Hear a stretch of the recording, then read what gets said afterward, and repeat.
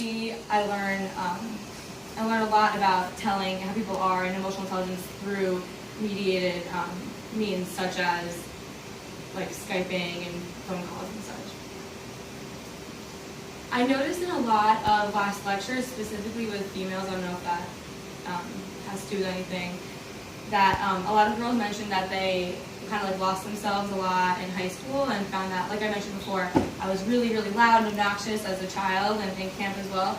And when I got to high school, I got more passive, not really shy, but just more passive and let people walk all over me a little bit more, which I think is kind of normal for a teenage girl.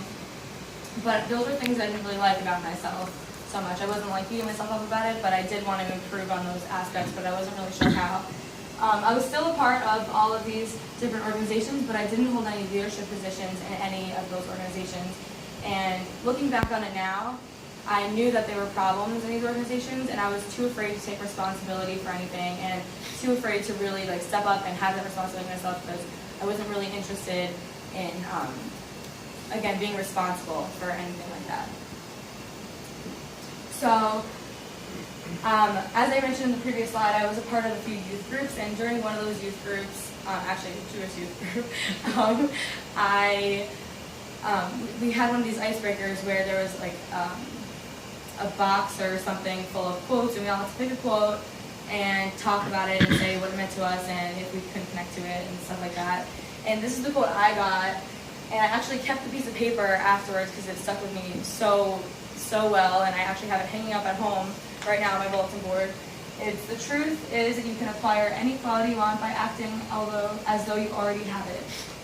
I think everyone should live their lives with this, because as I mentioned, in high school, I didn't like those qualities about myself. I didn't like that I was more passive. I didn't like that I liked people walk over me. And I knew through this quote that I had the power to be who I wanted to be and be a confident person who could be a leader and could be confident and could stick up for himself more.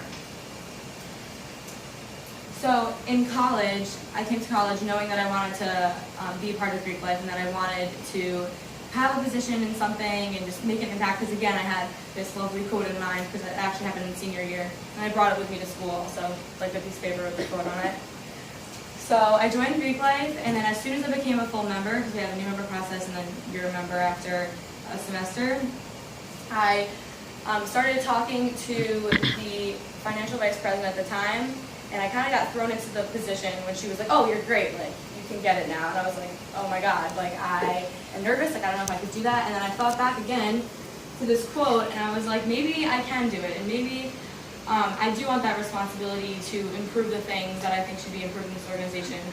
So she inspired me to be who I wanted to be and have that position, and I actually served on that. I served on the executive board as financial vice president for a year, and then afterwards I found that my schoolwork was a little too much to handle with both of those things going on, but I still hold a smaller position. I'm a parliamentarian, and I did that on purpose because I wanted to continue to be involved in my organization, and I didn't want to be that senior that wasn't involved still, and I wanted to still be able to have a good impact and influence others. Going back to my original question about the positions that everyone has held, what skills do you think that you learned from having these positions, like specifically? How to be a professional, how to talk to people who are higher up than you or respond to emails in a professional manner so that you can do business well. Perfect. Anyone else? How to compromise better. How to what? Compromise. So how to compromise? Yeah. Learn how to deal with conflict. Good. Dealing with conflict. Like in your presentation, I guess, kind of. Yeah. Bouncing off dealing with conflict, you learn how to deal with people's stress and be able to manage their stress if you're trying to coordinate them and keep them effective. Anyone else? Yes. How to sacrifice your own desires for the betterment of the organization. Awesome. Yeah, that's really great. So I learned basically all those lessons too, and that's why leadership is very important. No matter where you are, you can be a silent leader. Not everyone who's a leader has a position. There are lots of girls in the sorority that have important roles who don't have to say that they have an important role, but everyone just knows that they look up to them. So I think you can be in an organization and still have a good influence over people. Here are my key takeaways, my 3 key takeaways. The first is allow yourself to be inspired and inspire others.